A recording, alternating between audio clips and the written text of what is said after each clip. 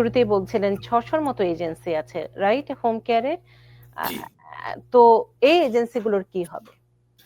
এখন এই এজেন্সিগুলি বন্ধ হয়ে যাবে। এটা নিয়ে আমরা গভর্নরের সাথে কথা বলেছিলাম। আমি গভর্নর খ্যাতি কুলের সাথে কথা বলেছি কয়েকবার। কিন্তু সে সে অ্যাডামেন্ট, সে ওই একটা কোম্পানিকেই দেওয়ার ব্যাপারে মানে সিদ্ধান্ত নিয়েছে। আমরা কিন্তু আলবানিতে গিয়ে আমরা বিক্ষোভ করেছি, আমরা মিছিল করেছি, কিন্তু ফাইনালি আমার মানে কাজ হয়নি। তো আসলে এই ফলাফলটি কেমন প্রভাব ফেলবে মনে হচ্ছে আপনার কাছে? না, প্রভাব তো মানে এই 600 কোম্পানির তো একটা একটা প্রভাব আছে।